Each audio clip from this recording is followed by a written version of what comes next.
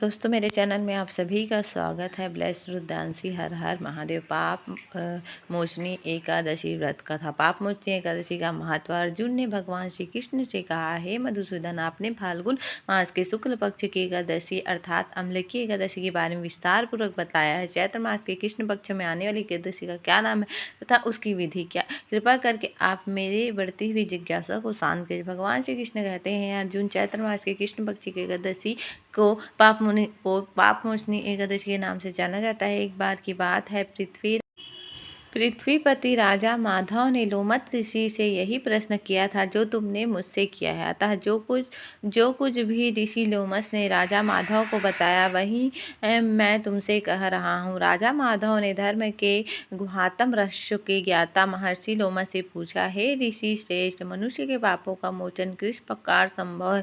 कृपा करके कोई ऐसा सरल उपाय बताइए जिससे सभी को सहज ही पापों से छुटकारा मिल जाए। पाप मोचनी एकादशी व्रत कथा।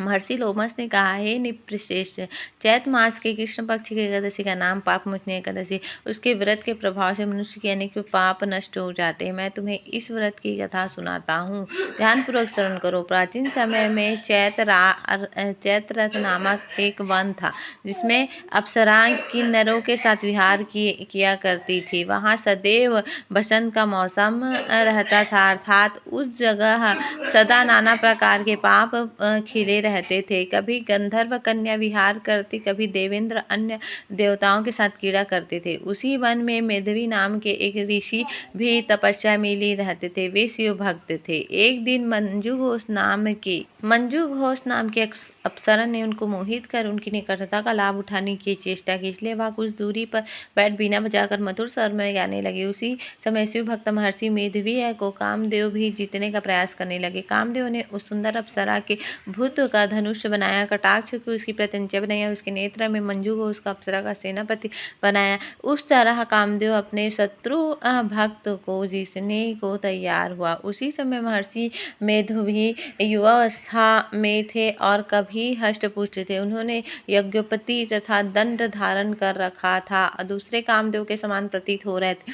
उस मुनि ने देखकर कामदेव के वश में हुई मंजू घोष ने धीरे धीरे मधुर वाणी से वीणा पर गायन शुरू किया, तो महर्षि मेधवी भी मंजू घोष के मधुर गान पर तथा उनके सुंदरता पर मोहित हो गए। वहां अप्सरा मेधवी मुनि को कामदेव से पीड़ित जानकर उनसे आलिंगन करने लगे। महर्षि मेधवी उसके सौंदर्य पर मोहित होकर शिव रहस्य को भूल गए और काम के वशीभूत होकर उसके साथ रमन करने। काम के वशीभूत होने के कारण मुनि को उस समय दिन और रात का भी ज्ञान न था और काफी समय तक वे रमन करते रहे। तदंत मंजू घोष उस मुनि से बोली, हे ऋषिवर, अब मुझे बहुत समय हो गया था, स्वर्ग जाने की आज्ञा दीजिए। अप्सरा की बात सुनकर ऋषि ने कहा, हे मोहिनी, संध्या को तो आनी आई हो, प्रातः काल होने पर चली जाना। ऋषि के ऐसे वचन सुनकर अप्सरा उनके साथ रमन करने लगी।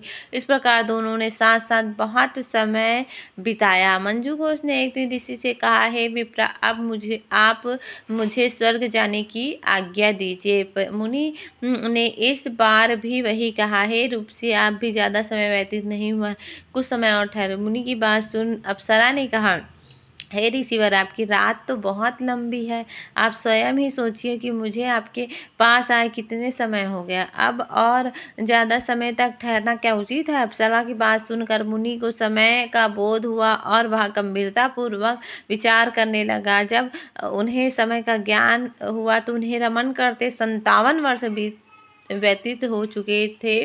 उस अप्सरा को वह काल का रूप समझने लगे। इतना ज़्यादा समय भोग विलास में व्यर्थ जाने पर उन्होंने बड़ा क्रोध किया और अब वह भयंकर क्रोध में जलते हुए उस तप नाश करने वाली अप्सरा की तरफ भ्रिकुटी तान कर देखने लगी। क्रोध से उनकी आधार कांपने लगी और इंद्रियां बेकाबू होने लगी। क्रोध से थरथराए स्वर में मुनि ने उस अप्सरा से कहा, मेरे तप को नष्ट करने वाली दुष्ट, तू महापापनी और बहुत ही दुराचारणी है, तुझे पर धिक्कार है। अब तू मेरे श्राप से पिशाचनी बन जाए। मुनि के क्रोध युक्त श्राप से वह अप्सरा पिशाचनी बन गई। यह देख वह व्यथित होकर बोली, हे ऋषिवर, अब मुझ पर क्रोध त्याग कर प्रसन्न हुई और कृपा करके बताइए कि उस श्राप का निवारण किस प्रकार होगा। विद्वान ने कहा, साधुओं की संगत अच्छा फल देने वाली होती है और आपके साथ तो मेरे बहुत वर्ष व्यतीत हुआ, अतः अब आप मुझे वहाँ पर प्रसन्न हो जाए, अन्यथा लोग कहेंगे कि वह पुण्य आत्मा के साथ रहने पर मंजू घोष को पिशाचिनी बना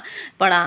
मंजू घोष की बात सुनकर मुनि को अपने क्रोध पर अत्यंत गालिनी हुई, साथ ही अपने अपकृति का भय भी हुआ, अतः पिशाचिनी बनी मंजू घोष से मुनि ने कहा, तू मेरा बड़ा बुरा किया है, किंतु फिर भी मैं तुझे इस श्राप से मुक्त का उपाय बताऊंगा। चैत्र मास की कृष्ण पक्ष की जो एकादशी उसका नाम पाप मोचनी है, उस एकादशी का व्रत करने से तेरी पिशाचिनी की देह से मुक्त हो जाएगी। ऐसा कहकर मुनि ने उसको व्रत का सब विधि विधान समझाया। फिर अपने पापों का प्रायश्चित करने के लिए वे अपने पिता चयन ऋषि के पास गए। चयन ऋषि ने अपने पुत्र मेधावी को देखकर, हे पुत्र, ऐसा क्या किया तूने कि मेरे सभी तप नष्ट हो गए, जिससे तुम्हारा सब तेज मलिन हो गया। मेधावी मुनि ने लज्जा से अपना सिर झुकाकर कहा, पिताश्री, मैंने एक अप्सरा से रमन करके बहुत बड़ा पाप किया है। इसी पाप के कारण संभव मेरा सारा तेज और मेरे तप नष्ट हो गए। कृपा करके आप इस पाप से छूटने का उपाय बतलाइए। ऋषि ने कहा, हे पुत्र, तुम चैत्र मास के कृष्ण पक्ष की पाप मोचनी एकादशी का विधि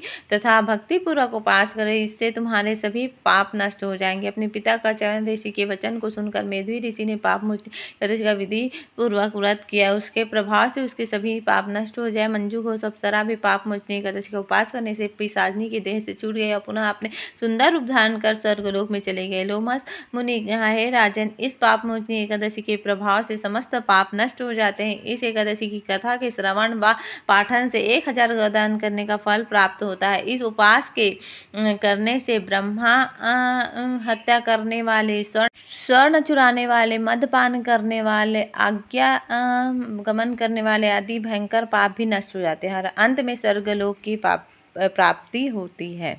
बोलो श्री कृष्ण महाराज की जय। हर हर महादेव। ऐसे ही वीडियो के लिए हमसे जुड़े रहे। ब्लेस्ड रुद्रांशी। हर हर महादेव।